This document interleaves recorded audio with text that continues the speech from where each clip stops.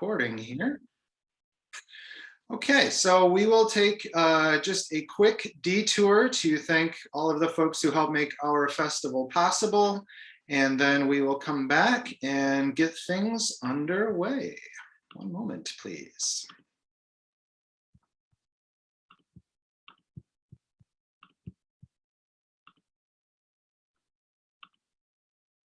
Hello, and welcome to the 2021 Central Wisconsin Book Festival. Before we begin, we would like to thank those organizations and businesses that helped make this year's festival possible. Our presenting sponsors and benefactors this year are the Community Arts Grant Program and Community Foundation of North Central Wisconsin, with funds provided by the Wisconsin Arts Board, the Community Foundation, the B.A. and Esther Greenhack Foundation, the Marathon County Public Library Foundation, Ruderware, and the Covantage Cares Foundation. Our 2021 sustainers are Wisconsin Humanities, with funds from the National Endowment for the Humanities, the Portage County Public Library Foundation. Other supporters include the Marathon County Public Library, the Portage County Public Library, Macmillan Memorial Library, the Friends of the Marathon County Public Library, the Marathon County Historical Society, Whitewater Music Hall, Wisconsin Public Radio, and Yankee Bookstore. Thank you so much to all of our sponsors and supporters. And thanks to you. Thanks to you. And thanks to you. And thank you to you. Thanks to you. all of our authors, all of our readers. And thanks to you for being part of the Central Wisconsin Book Festival. All right, and thank you all once again for joining us. Our host or kind of moderator for the evening is BJ Hollars, who is the author of several books, as well as a collection of essays. He is the recipient of the Truman Capote Prize for Literary Nonfiction, the Anne B. and James B. McMillan Prize, and other awards. He is the founder and executive director of the Chippewa Valley Writers Guild and Midwest Artist Academy, and associate professor of English at the University of Wisconsin, Eau Claire. He is also, this is his third appearance in the Central Wisconsin Book Festival, which BJ makes you our most frequent guest yet, 3 times in 5 years. So we are very happy to have you back. You're like the Alec Baldwin of our book festival or something like that. I'm pretty pushy is all, but. So I am going to hand it over to you, and yeah, it's all yours. The floor is yours, sir. Well, thank you so much, Chad. I really appreciate it. And hello, everyone. Thank you so much for joining us for Hope is the Thing, a group reading. This is our first event for this hot off the presses new book. And I want to again thank Chad and the Central Wisconsin Book Festival for hosting us. I can't believe I'm the one who's been here the most. I remember the first time I went, there was a parking pass with my name on it. And that was just like a very big day in my writing life. So I appreciate the hospitality. No need for the parking pass tonight, but we are very glad to be here all the same. So I am BJ Hollars, the editor of Hope is the Thing, Wisconsinites on Perseverance in a Pandemic. And again, I'm so grateful to spend the next hour with you alongside 4 incredible writers and contributors to this book: Karissa Zastrow, Nick Gulig, Eric Rasmussen, and Angie Trudell Vasquez, all of whom will kindly share their hope just a few minutes into our program. The Wisconsin Historical Society Press has asked me to note that all opinions are our own. And while I don't expect things to get too heated, even hope can feel a little heated sometimes, or a little optimistic, perhaps, given that we are still in the thick of things. So last week, Jim Higgins of the Milwaukee Journal Sentinel kindly reviewed the book.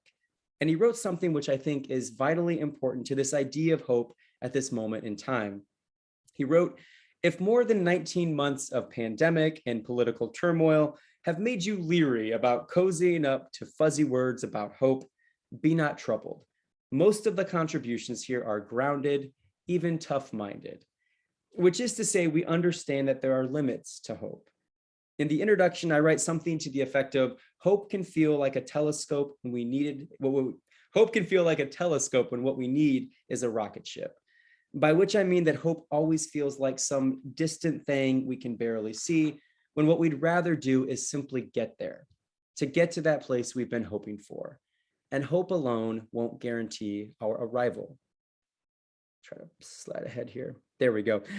So when I first put out the call for Wisconsinites to send me their words of hope, I did it mostly for me because I needed it. And yes, I wanted to showcase that hope for others, but first and foremost, embarrassing as it is to admit, I wanted to be able to open my inbox day after day and find some good news for a change. If you think back to March 2020, you may recall feeling a bit rudderless, purposeless, and I know I did. But the Hope Project gave me new purpose. My call to writers was simple. Borrowing from Emily Dickinson's poem, Hope is the Thing with Feathers, I asked folks in 500 words or fewer to riff off that title and tell me about where they were finding hope in this difficult moment. And let me tell you, they found hope everywhere, in a dad dance, in a birth plan, in an unblemished banana, in a hope shirt, in a Hawaiian shirt, in tying a bear to a chair, in a bruise, and a dog with a cold nose. Hope was found in the cat that coughed up the fur ball, in a John Prine song, in a coin flip. Beyond making me feel a little better about the state of the world, the true purpose of the project was to use stories and poems as a connection point, to bring us together, at least by way of the written word, so that we could build a little empathy by way of our shared and not shared experiences. In stories like Lewis Clark's Hope is a 3-0 fastball, which recounts Lewis's attempt to empower a young neighbor boy on his baseball team who'd recently endured a stroke. Lewis, the team's coach, puts the boy on the pitcher's mound and hopes that he can throw one right down the middle to win the game. And in stories like Dan Lixit's Hope is the Thing we Find in the Voids, which explores how a nighttime walk with his old dog lent new wisdom to the uncertainty of the moment. The old dog, of course, knows a thing or two about routine, when it's treat time and nap time and time for the nightly walk. And comfort, Dan learned, can be found in the routine, even if the routine now feels a little different. And in stories like Peter Wittis's Hope is a Clear Window, which describes the frustration he felt when he was unable to peer through the dirty screened window of his wife's nursing home to catch a glimpse of the woman to whom he'd been married to for decades. It isn't until Dennis, the maintenance man, offers to assist that he's allowed even something close to a reunion with the woman he loves. And in stories like Jamie Vu's Hope is the Thing that Endures, which explores Jamie's grandmother's harrowing attempt to cross the Mekong River in search of a refugee camp in Thailand, alongside her own efforts to endure this moment in her own history. Quote, now the children are watching, Jamie writes, and one day when they are older, they may need to rely on the history we create for some semblance of hope. I didn't realize it until later, but much of this book revolved around an idea that writer Maxine Hong Kingston shared related to her own pandemic experience. In a time of destruction, she said, create something. And that's what we did. If you'll indulge me, I'll close my portion of the program by reading just a few brief paragraphs from the introduction, which describes the place where I found hope, one foot in front of the other. Shortly before sunrise, I strap my 7-month-old daughter into her stroller and take to the sidewalks around our western Wisconsin home. For 3 months now, this has become our ritual, our anchoring to the earth. We strike out for several miles, observing no humans, but instead the natural world grown bold, and not just backyard critters. Sure, we see the squirrels and the rabbits, but some days we see deer too, traipsing down the streets, bowing their heads between the neighbors' gardens. They sample all that has sprouted, chewing noisily before continuing their movable feast. If the deer see us, their recognition hardly registers. Perhaps they sense that we are no threat. Hope, for them, is a patch of fresh flowers and no one to shoo them away. Hope for me is sharing with my daughter, who's been quarantined half her life, any glimpse of the world we can get. Leaning low beside the stroller, I whisper the name of those creatures just ahead of us. Dear, I say, dear. Her eyes widen, her world expands. Sometimes hope is a humble thing. Lately, we've been venturing further, and as our miles increase, so too do our interactions. By sunup, the wildlife begins to give way to our fellow humans, most of whom walk alone or in pairs, and many of whom are masked. Under such conditions, I can't see their smiles, but I can feel them. We demonstrate our affection for one another by other means, most notably the wide berths, which have now become so commonplace, steering ourselves from the sidewalks like some terrestrial version of synchronized swimming. None of us need to say anything for our message to be clear. By way of our detouring, we are telegraphing empathy, acknowledging shared responsibility, and reaffirming humanity too. Sometimes, even the humblest actions are hopeful.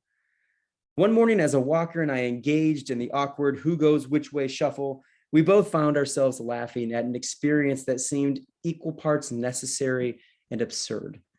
Eventually, the walker and I worked out the details. She went left, we went right, and then we both continued on our way.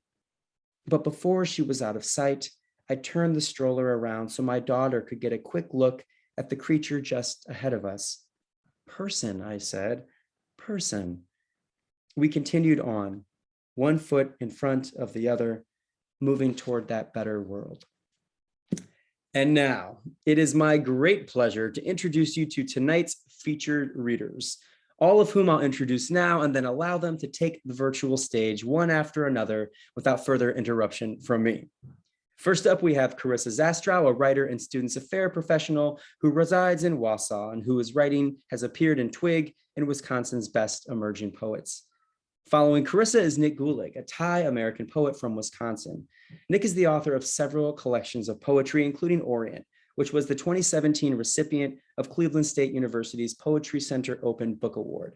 He teaches at the University of Wisconsin-Whitewater. Following Nick, we have Eric Rasmussen, editor of Barstow and Grand, fiction editor for Sundog Lit, and an English teacher here in Eau Claire. And to close, we have Madison Poet Laureate Angie Trudell Vasquez, author of In Light, Always Light, and a new one on pre-order, My People Redux, which I hope she'll share a bit about tonight. And now, without further ado, allow me to introduce you to Carissa Zastrow. Take it away. Thank you for the introduction, BJ. I'm very excited to be here, especially as somebody who grew up in Wausau, and I'm able to be a part of the Central Wisconsin Book Festival. So I'm excited. To give you some context of what inspired this piece, when the pandemic hit, I was living in Menominee, Wisconsin at the time, and I was working at UW Stout as the programming board and social media coordinator, I guess, for the school. And so part of my life was organizing concerts, comedians, films, events, all sorts of things. So I was,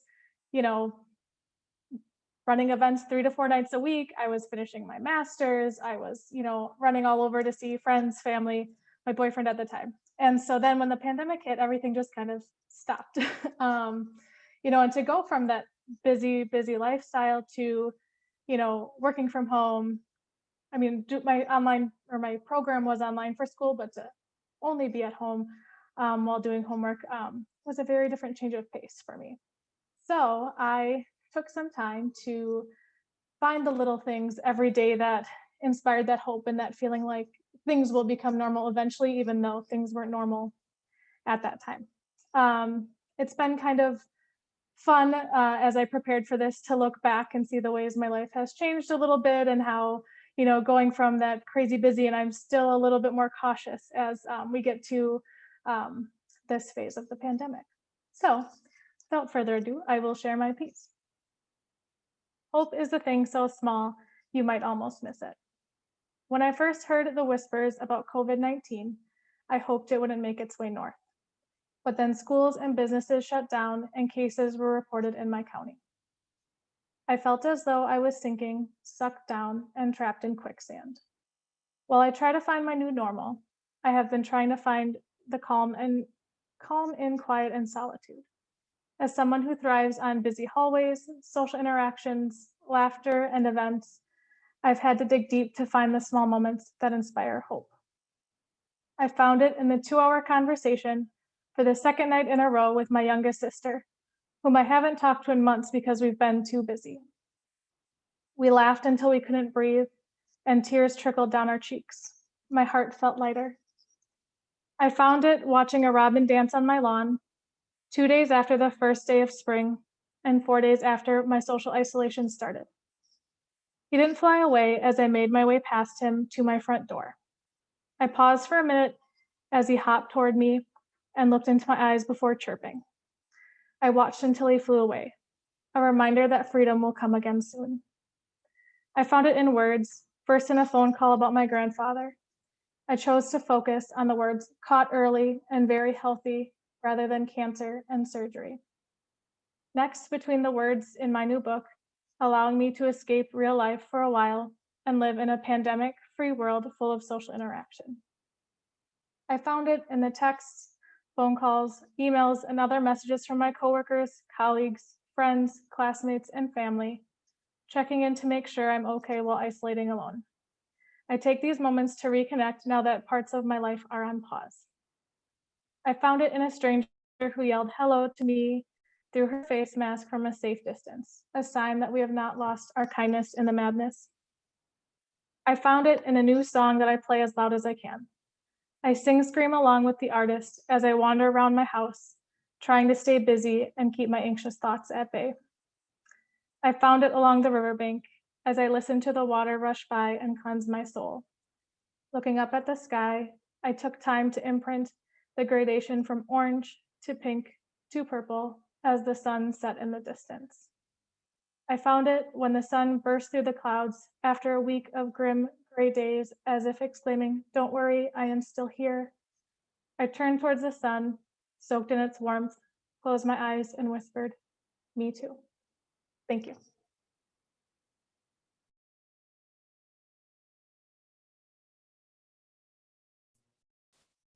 Thanks for that, Carissa. So the piece that I'm gonna read is a poem of sorts called "Hope is a Dark Flock Rising," and the poem is kind of like a, where I guess the word would be like a collage, right? It's a collage of fragments that I'm trying to get to kind of like fit together and kind of like smooth over the edges, so the transitions between these broken pieces aren't as rough as they might otherwise be. And so the fragments are coming from a few different places. There's like fragments of meditations on Dickinson's 3:14, the poem itself. There's fragments. I'm pulling language from the news story that's tracking the first case of COVID in Wisconsin. There's fragments from like the letters that my daughter is writing to her friends during this time. What else is in there? Oh, a friend of mine is a physical anthropologist, and I was talking with him quite a bit over the pandemic. And he was explaining to me how changes in geography, how physical geographic structures can split up species of birds, and over long periods of time, birds that were once of the same species, by virtue of their physical isolation, are no longer able to reproduce with each other. So it's language from all these different places. It's called "Hope is a Dark Flock Rising."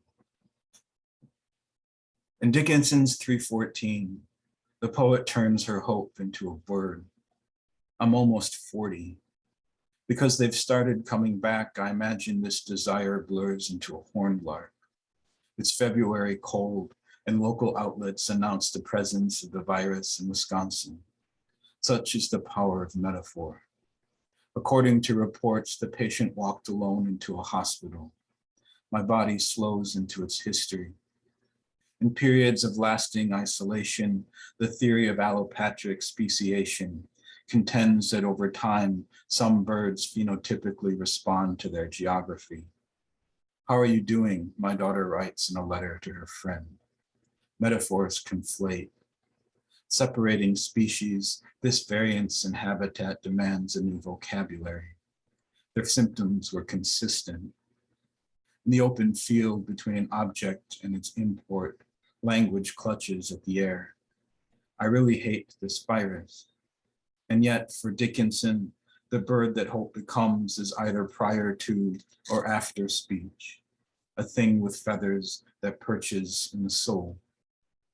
These symptoms include recurrent coughing, fever, and fatigue, an endless inner singing. Often the body aches and does so deeply, a pain that lasts for days and echoes in the muscle and the bone. At first, I paid no mind. If birds of the same type are kept apart for long enough, they cease to see themselves in others of their kind, their common song no longer a reunion. In some cases, the lips and face turn blue from lack of oxygen. The song moves in and out of us, spreading exponentially. In a post-pandemic world, the exchange between a symbol and its referent now requires the strange catastrophe of breath, what Dickinson calls a storm. Not long before their fever, the patient had been to see their family. Hope, it seems, cannot be parted from the maelstrom. My first thought, if I remember, was not a thought at all. I heard it in the chillest land and on the strangest sea. A blue silence rose within me. Every day at 3 o'clock precisely, the girls in my neighborhood stand alone in separate driveways and yell each other's names across the boulevard. My faith in art is that the bird exists as an insistence and can and will disrupt the context of its singing, its small voice passing through an air we now imagine poisoned. Crossing continents and oceans, one presumes the patient had wanted to see the faces of their loved ones, to be a form held tight against another. I too desire to be a form held tight against another. Every night I grab a beer from my refrigerator and talk nostalgic with my friends. The virus is a line of air connecting us to people we'll never meet, whose names occur in languages we'll never speak, dark tongues. The Department of Human Services is operating with an abundance of caution. We are older now and lonely. The existence of extrinsic barriers obstructs the call-like variance of our transmissions. It is difficult to think of hope in Dickinson's work without remembering that when I read it, I find myself beside myself, unspooled in a different wilderness. As if for the first time, we are learning how to see each other, our faces glitched and framed by our computers. Often her language falls apart. The frequent dashes suturing the starts and stops of fragments, a kind of calling out from deep within the terror of a pause. The patient is being monitored. In moments of extremity, the song arrives as if the storm had beckoned it. Dear Cubby, I wish that we could play. Here, where no one's themselves, we're telling the story over, night by night, the first death, then the second. Our language hangs in air. The friend my daughter writes to is the daughter of a man I've known since we were children. So when they set their letters in the mailbox, it feels like we do too. Our history returning across the landscape, a time and place no longer present moving through our kids. All of us are breathing. The structure of our lungs expands to house the living remnants. My daughter stares beyond the window. There in Wisconsin, the first returning migratory birds perch on the snow-bright stalks of goldenrod. Sheltered though we are, our hope is that in which we speak to stitch ourselves together. Dickinson was wrong. This requires everything. The patient is now at home. Months before the spring, the horned larks gather in dark flocks, picking through the ice and stubble, searching for hidden seeds. This is their geography. When frightened, the flock alights as one, a single entity twisting swiftly, their lisping call notes disappearing in the half-imagined distance of their song. That's all.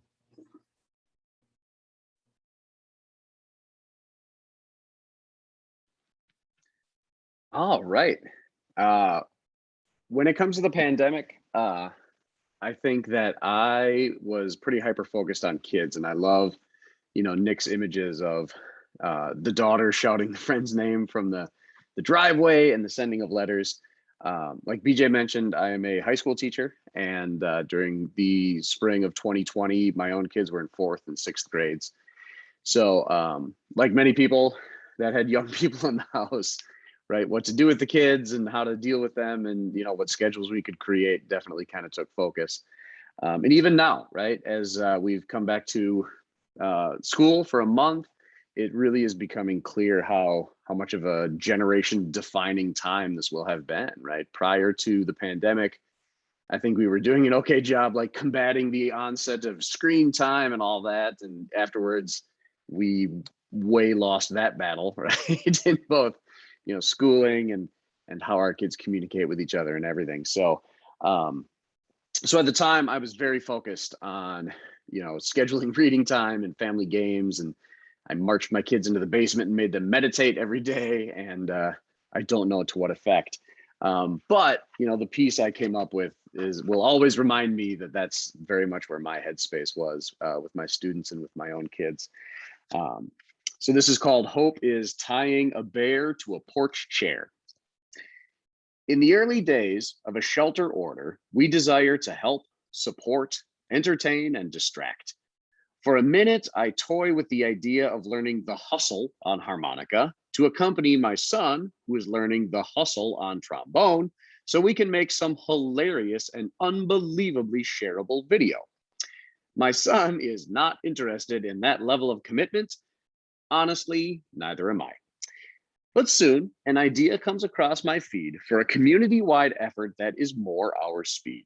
A teddy bear scavenger hunt. Place a bear somewhere visible so families out on walks have something to search for. That is exactly the level of energy expenditure we can handle. My daughter fetches a bear, and the kids and I collaborate over its placement in one of the chairs on the front porch. A short while later, I take my own afternoon walk, and it amazes me how well the teddy bear scavenger hunt accomplishes its goal. Every stuffed animal peeking behind Venetian blinds or hanging from a curtain rod is a little inside joke that feels like community. But this is not what gives me hope. I come from a city in a part of the world that usually does a pretty nice job supporting our neighbors. Not everyone, and not easily, and not always right away, but for the most part, we've got each other's backs.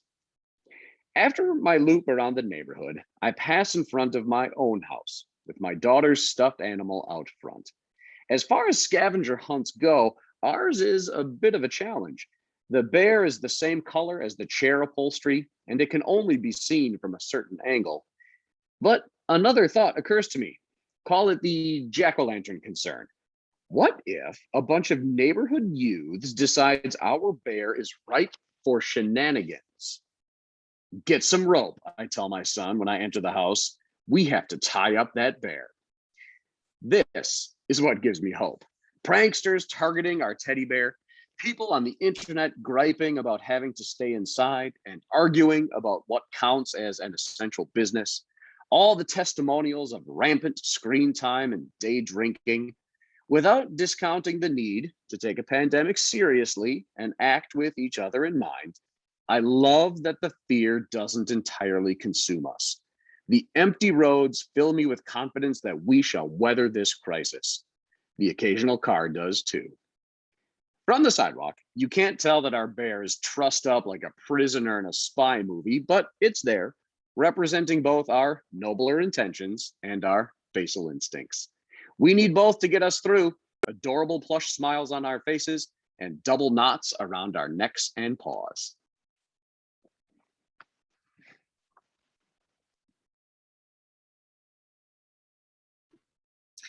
Wow, this has been fun. I enjoyed everyone's piece. And mine is going to take us in another direction. So my piece is called Hope is in the Half Blinks of History. And I want to just explain a little bit about it. I would consider this elliptical poetry. And there's a stanza in here where I guess I should say, you may notice that it alludes to a particular time in our history together when we needed to find some hope.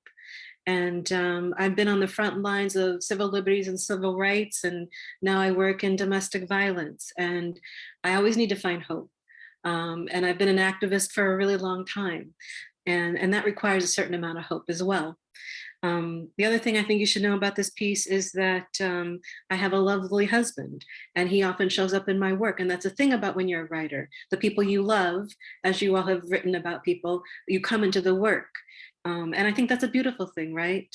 And a poet, to me, is also a poet of witness. So you'll see my neighbors in here. And that's been one of the things of the pandemic, is seeing my neighbors starting to jog and run. And there's a little library close by, and watching the children climb up there and get their books. And I populate books in there too. So while I don't have children, I am encouraging reading of my favorites. What else? I think that's it. I'm going to read this piece. And I really appreciate, BJ, all the work you put into this. And I know what it's like to herd the writers, right? Herd the cats, herd the writers. Yeah. Hope is in the half blinks of history. In light, always light. And that is my mantra. I am always hopeful. In light, always light. Grass, strands, gleam, weave, undulate from the window. The vendor screams, build the wall. Lifts his hands, works the crowd, looks at me, sells more t-shirts. My mind waxes, brilliant wet glass winks, waves shine back at my reflection.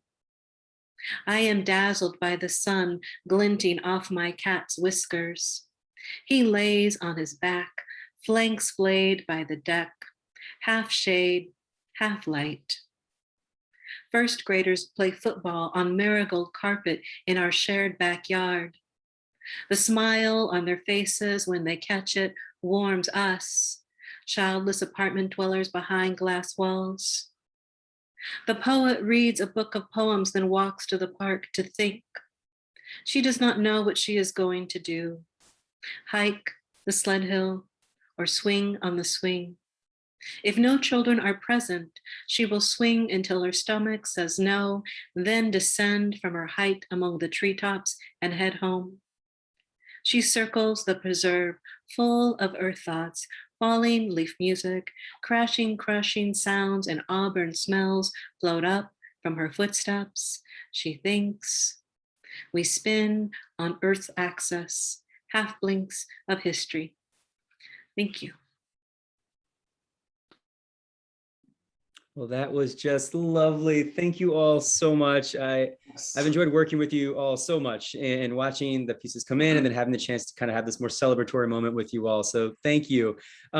This is a chance where we can get a little interactive with the audience just a little bit. And I thought one way to kind of start us off and kind of break the ice, so to speak, is to ask everyone at home right now in the chat to do a little writing exercise. Super simple. Could be a word, could be a sentence, but just what would you have done for this exercise? What is it that's given you hope either last year or maybe this year? So take just 30 seconds and give us something, a noun, a phrase, something that's been giving you hope, either in more recent history or maybe back in the earlier days of all this. So take a second, type it in. We can't wait to hear from you. And then we'd love to take some of your questions as well. And thank you, Aaron, another contributor who's chiming in here. If we have more time, maybe you can chip in and share yours as well. We'll see, but what was it? What gave you hope? While folks are adding to the chat, just a quick question for you about the logistics of the book. Obviously, a challenge putting all of these pieces together, but I'm wondering how much editing of the individual pieces was involved. Did you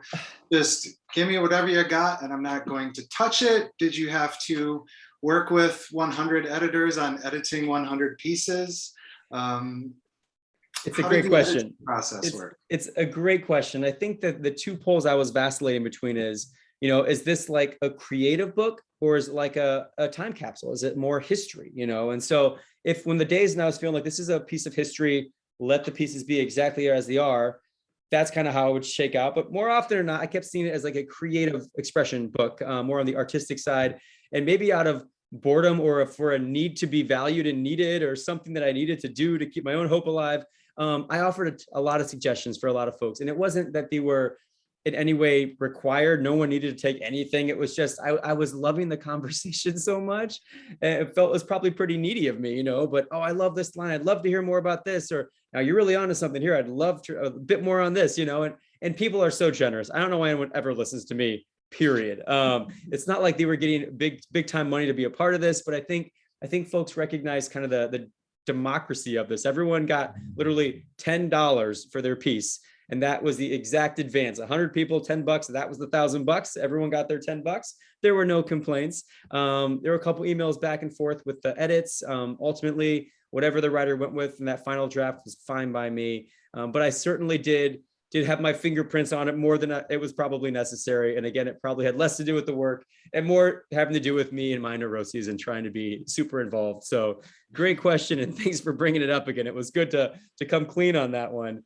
I'm seeing some of this hope. I just want to give some shout outs here really quickly. Kelly's Zooming with friends and family, Mary family, Julia having my college kids' homes and captive for 3 months. Yeah, it was kind of cool the way we did get quality time together with people in ways we never perhaps will again. And so getting those second chance moments, especially with kind of the college age folks or people like that, more frequent and regular phone calls. Yeah, I feel like we got unafraid of talking on the phone again, at least for a brief time, you know. Living room forts. Yes, I know that well, Jill. You five writer. Oh, that's very sweet. You five writers give me a hope. Back at you, iPad James. Thank you. Eyes crinkling, showing a smile, which is about all we get these days with the masks. I was just at a study abroad fair, very hopeful that we were trying to hopefully think we'll get back on this boat. And I kept smiling through my mask, trying to wave and smile and be approachable. And of course, no one could see the smile, but I couldn't stop trying. So hopefully those crinkles shine through. Cheryl says, hope is sharing ridiculous memes by text. Yep. Kelly, kayaking and hiking new places. Angie, seeing people love each other. Yes. Jay, seeing my dad smile. Also seeing Jay smile and your dad smile. Both of those are top tier in my book. Kramer, special times with kids, teaching my daughter to cook, playing in backyard with my son, talking about the good things when the kids seem stressed. We can do it because we're Kramer strong. I love it. And finally, Eric says, all the people who brought food to my house. Yes. And feel free to drop some more off at my house. Seriously, the number of people who just show up to your house with whatever food you want. Like, I didn't even know that was a thing. It was fantastic. Love that about the pandemic. We're still accepting food. So if you're nearby or a neighbor of mine, thank you. But let's hear from more from folks who are participating tonight, Carissa and Nick and Chad and Angie and everyone else. Is there anything different that you might have done if it was like an alternative assignment or a year later from when we wrote these? Is there something new spin on hope that perhaps you would have changed your answers to?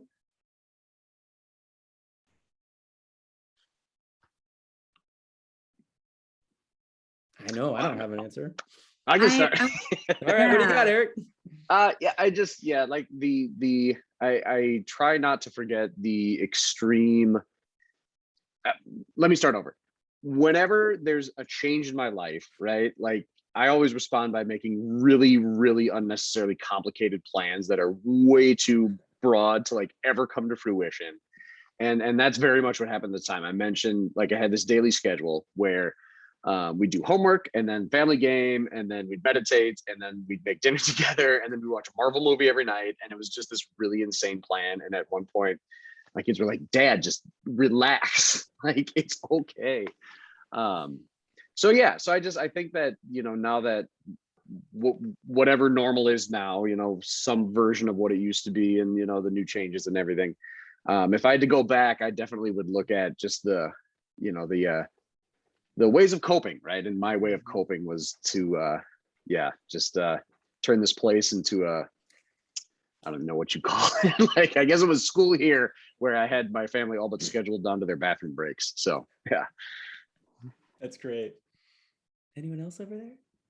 I think that's pretty common, Eric. I think a lot of people, myself included, had these grand plans that of all of these things, like trying to prepare for being sheltered in place for so long. And some of us, myself included, I wasn't, I ended up not being sheltered and locked down nearly as much as anybody else. So that to me meant those grand plans, like, they just sort of didn't feel necessary anymore. Like, I'm going to learn how to play the bass, and I bass guitar, and I did for a little while. I got, a couple scales in here and there. And then, like, okay, I mean, I really can go outside. I can do other stuff. I'm going to go do that.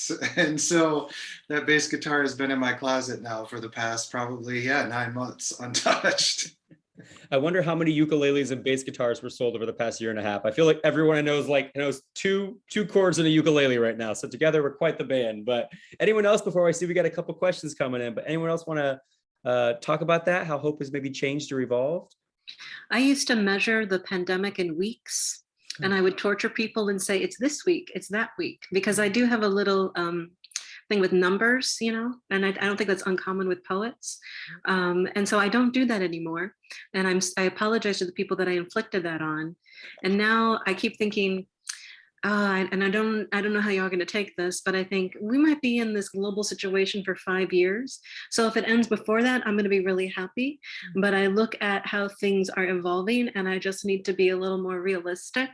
So for me, if it doesn't take 5 years, that'd be great. But if it does, I'll be like, I guess, I don't know, but here we are.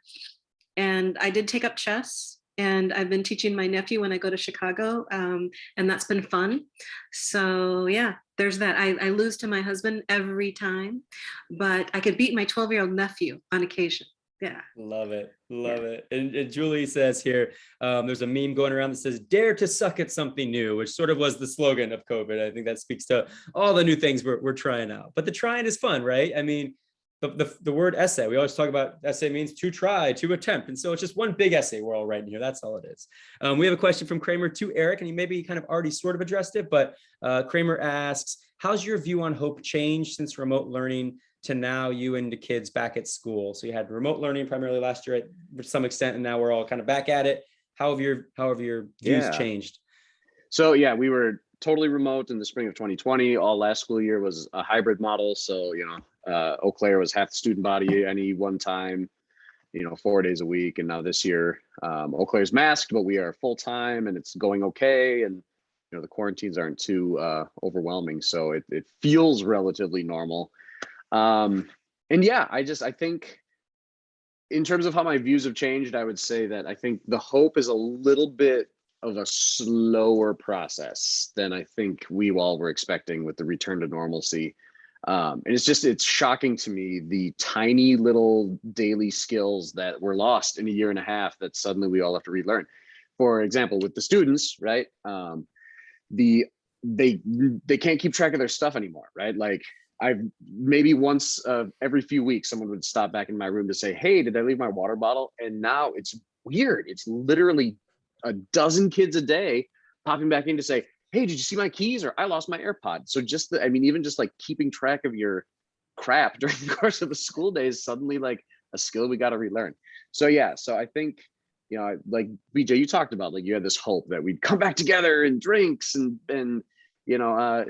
when planning this, way back when. But yeah, I think my perspective now is hope is a real thing, and it's also a slow thing. So slow burn. Yeah. Well, we have one more question, and this is something we can all be a party to. So folks at home in the chat, this is your chance to jump in again. And of course, everyone here, something that I get asked a lot, and I love talking about this. It's like the one thing that's like always fun to talk about, which is like, so what TV show have you been binging over the past year and a half? And so was there a show or a book that really helped get you through? And for my family, it was like, we weren't doing Marvel. We're just not quite ready for all the Marvel. Man, we went through The Office, we went through Parks and Rec, we did some Community, we did some Modern Family. Like if it was just guaranteed humor, we were there for it. I imagine the horror movie industry is probably plummeting right now. I really don't know, but I would love to hear about that. So go ahead and type it in there. And I see I missed one earlier. Monica posted about a train trip that she's looking forward to, and that's awesome too. So yeah, kind of planning those future trips. I think that's a big part of what we're doing here. But yeah, what are you watching? What are you all binging? What are you reading? Let's hear about it. Cheryl, Call the Midwife. That's a good tip. I have not seen it, but it's close on my queue. Grace and Frankie, Call the Midwife again. Outlander, Queen's Gambit, Reservation Dogs. Yes, I'm all caught up now, Angie. Stranger Things. Veronica Mars. I could go back to that. That was sort of a graduate school thing, but I think I'm probably ready to solve those mysteries all over again. as those are coming, anyone here, Nick or Chad or Carissa or Angie or Eric, what have you been binging on, or what have you already gotten through? So I was really obsessed with Schitt's Creek in the beginning of the pandemic, and that's been like my comfort show throughout, but also What We Do in the Shadows. I don't know if anybody's watched that, but that's a really funny show. Yes. We watched the old Star Trek, the original series together as a family. That was the kids, at least my oldest one, just thought it was like the funniest thing she'd ever seen. It's great. I see some more. We got more coming in. I binged on books on CDs so I could hear other voices. Yeah, for sure. Audiobooks, I think, really went through the roof over the past year and a half. And the beauty/horror of that is you can listen like 1.5 or 2.0 speed. So if you're like neurotic like me, I'm like, let's do 1.5. And I get like half of the content, but I think I'm like moving along. Not terribly enjoyable, but if you do it right. Angie says Murders in the Building. Yep, just started that one also. Friends was a perfect fit for the pandemic bomb. Handmaid's Tale. Oh wow, Jay, you were really willing to gut it out and go through that difficulty. Good for you. It's great show. But oh man, so much darkness. Love What We Do in the Shadows. YouTube. Yep. Okay, great. This is awesome. So one more opportunity for folks at home to chime in with some questions. I would love to hear what you want to hear from some of our speakers tonight. Otherwise, we got plenty more to talk us through the last 10 minutes or so. But I really want to give everyone at home a chance to really engage with these wonderful people here.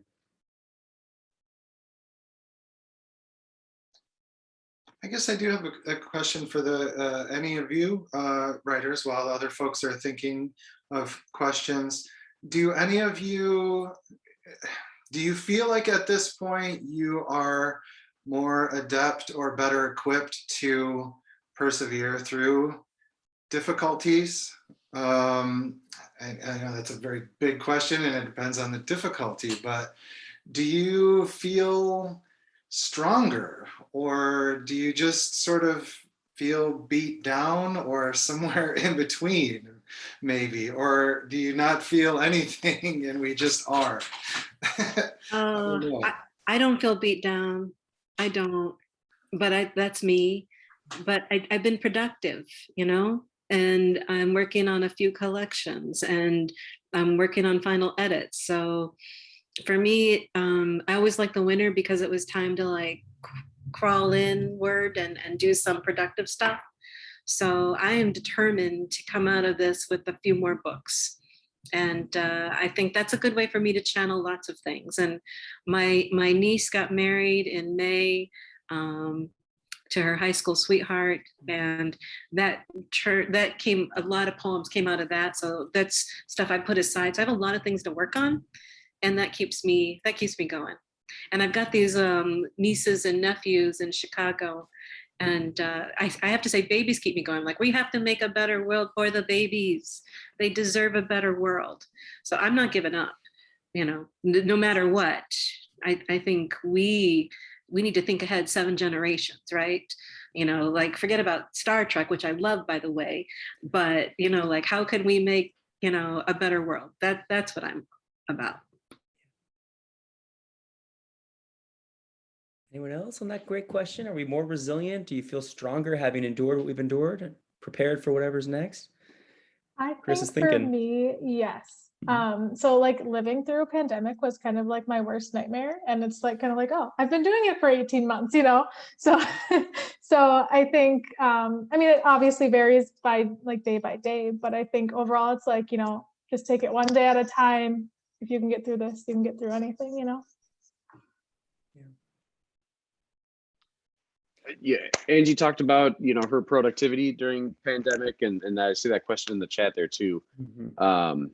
But prior to the pandemic, I had done a great job using writing as a coping mechanism for whatever midlife struggles I was facing and all that sort of thing. So I felt pretty well equipped to kind of make it through the pandemic and use writing as a tool. I was fortunate enough to sign with a literary agent right in the middle of the pandemic, which created its own struggles. So we're still, fingers crossed there. But yeah, I know, being artistic was a struggle for a lot of people, during the pandemic. But I feel like for me personally, I had lined everything up appropriately to kind of stay active and stay working and take advantage of the time. So yeah, so I feel pretty good. I feel like I learned some strategies that'll apply to whatever craziness comes next. So.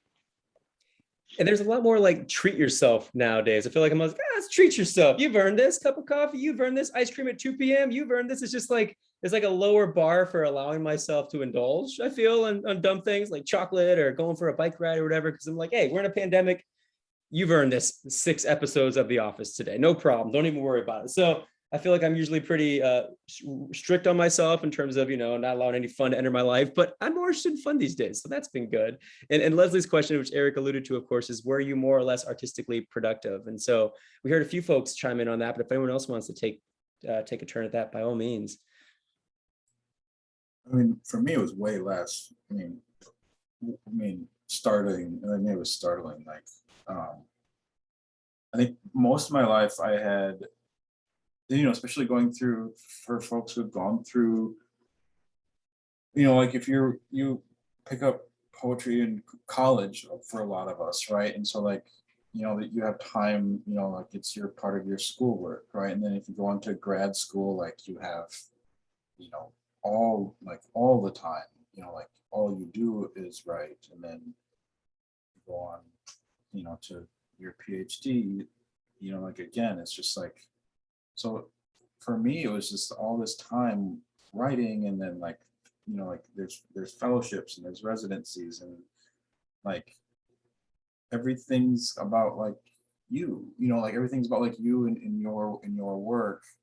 And then all of a sudden, like you I guess this happens, but like you're in your 40s and you have 2 kids and they're both home, and like you have to teach them, like you have to teach them, and your students are struggling.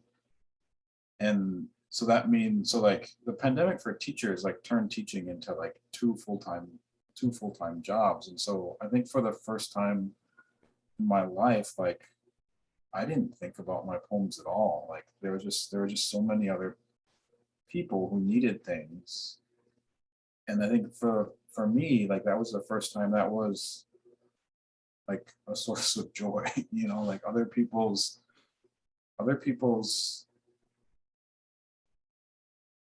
like taking care of other people. Like I think it was the first time in my life that I didn't care about being a poet. That never happened to me before. I'm a little scared. I'm a little scared of that.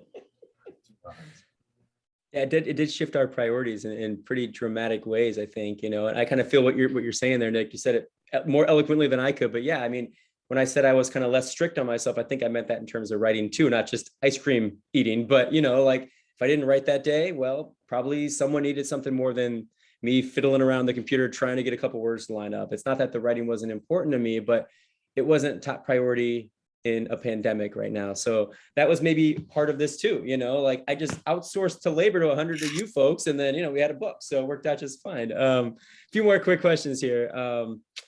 Let's see. Elliptical poetry. Angie used the term elliptical poetry. Would you explain more about this? Vlasta asks. I wrote something in the chat about there that. It is. Yeah, so partial narrative, all you have is the page, fragmented.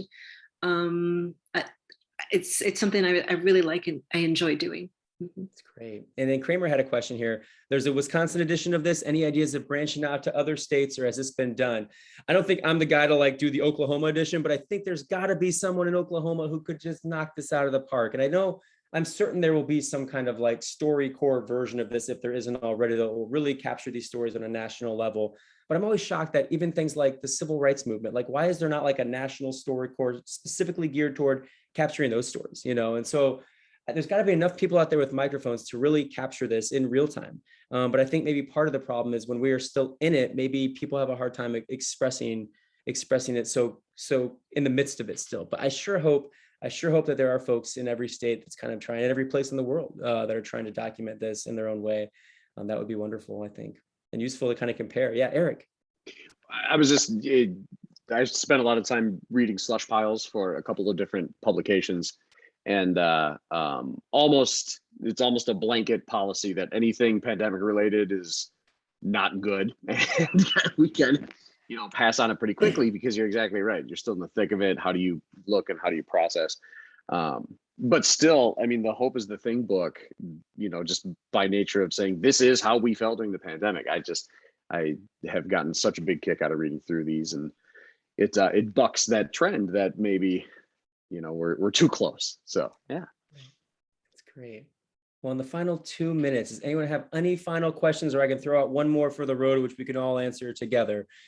I'll give everyone the 10 seconds to see if that chat pops up. We can't handle 10 seconds. It sounds like. I'll give everyone 3 seconds. How about that? Okay, hearing none, seeing none. We kind of sort of addressed this earlier, but again, maybe everyone's got something to chat in or talk about briefly. I mean, I was thinking about what Nick said about the caregiving element, and there was a real joy in doing that. Like, yeah, it was a ton of work, but there was also some real joy there. And I guess I'm wondering if there is something, maybe it wasn't hope, but that just gave you real joy beyond the watching of the Office episodes. I mean, for us, when we got this puppy and he drives us crazy, but when he's not driving us nuts, there's real joy there, and I kind of love that, the caring element to a dog who has no earthly idea we are in a pandemic. For him, he's getting his walks, he's getting his foods, everything's great, and so it's been joyful for me to watch him live his life completely unaware that anything is different than it used to be. And in fact, he was born in the midst of all this, and so this is all normal for him. So I'm just curious if there's any places where you're finding some bright spots of not necessarily hope, but joy, just pure unadulterated joy, makes you laugh, gives you a great time, hopefully something beyond the TV shows, but hey, that's good too. And also we just got something to chat about, a festival survey, so please be sure to take that. But as we head out tonight, take 1 minute, tell us where you're getting some joy, and folks here, feel free to tell us aloud, and then we will call it an evening. And thanks everyone for sticking out. We have 23 folks the whole time, I think. No one left. That's something that gives me joy also. Cheryl says, long walks by the river. I know that. Yes, I know that joy well. I'm going to say the critters, the squirrels, Yep. they're having their time. So it is the birds, it's nature that gives me great joy. Beautiful. Agreed. Eric's got seeing so many animals emerge because we're not out there alongside the squirrels and birds. Absolutely. For me, I moved back in with my parents after I finished my master's degree. So just having that time to reconnect with them, and one of my sisters was also living back home. So just, I don't know, having us together and, doing things like walks and puzzles. It was just really nice to have that time. Walks and puzzles. For me, it was I fell in love with music again. I probably spent like $10,000 on records or something, over the course of. I mean, I'm exaggerating a little bit, but some old friends of mine, all in different places, started a record club where every month, we would buy one record for one of the other members of the group, and they would buy one for you, and then we'd get together once a month and drink and talk and talk about the record that we got. And, I think that was some of the most fun, like the happiest, like a bunch of middle-aged people like reliving their I think the last time I cared about music that much, I must have been in high school. And sort of that forced slowdown allowed for that kind of interaction, which is really poignant. Well, everyone, if there's no further speaking, I just want to say thank you all so much. Take a minute to check out that chat. We got all kinds of wonder and joy there. Thanks again to Chad and the Book Fest for having us. Thanks for checking out the book, and hopefully we'll see you at future events. And thank you again for supporting it and supporting this. And we hope you gave you a little hope, and thanks for giving us some. So take care, everyone. Have a good night. Hey, everybody, thank you so much for joining us. Hope is the Thing, Wisconsin Historical Society Press. Thank you all for sharing your thoughts. And this turned out to be even more interactive than I thought it would be with the audience, which is a wonderful thing. And one of the joys of these virtual kinds of events is that we can all communicate with each other through something as simple as a little chat feature here. And it's wonderful to see. And this gives me hope too. Talking about hope gives me hope too. So everybody, thank you so much once again. And enjoy the rest of your evening. Stay safe out there. Take care. We also, if you're curious, we do have the Central Wisconsin Book Festival continues through Sunday. So if you would like to see some more events, what else we have going on? Some of them are virtual. So if you're not in our area, you can still check them out. Yeah, thanks again, everybody.